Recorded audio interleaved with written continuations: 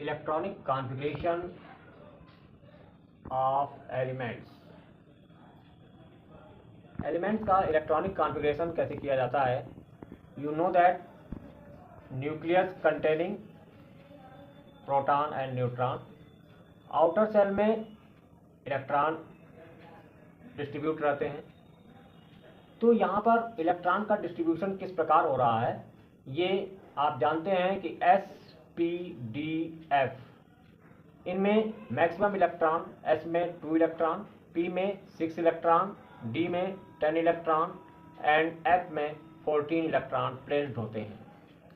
तो जैसे हाइड्रोजन है, एटॉमिक नंबर 1 है और इसका इलेक्ट्रॉनिक कॉन्फ़िगरेशन करेंगे तो 1s1 आ जाएगा। हीलियम एटॉमिक नंबर 2 1s2, क्योंकि S में 2 इलेक्ट्रॉन हम रख सकते हैं तो यहाँ पर हो गया He का 1s2। Lithium having atomic number 3 1s2 2s1, यहाँ फर्स्ट सेल में 1s2 हो गया, फिर सेकंड सेल आगे स्टार्ट हो गई 2s1। Beryllium having atomic number 4 1s2 2s2।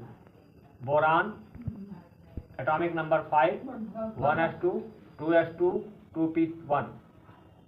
Carbon having atomic number 6 1s2 2s2 2p2। Nitrogen having atomic number 7 1s2 2s2 2p3। Oxygen atomic number 8 1s2 2s2 2p4। ये देखिए 4 2 6 2 8, total 8 electron का distribution ये इस तरह से हो गया। Fluorine having atomic number 9 1s2 2s2 2p5।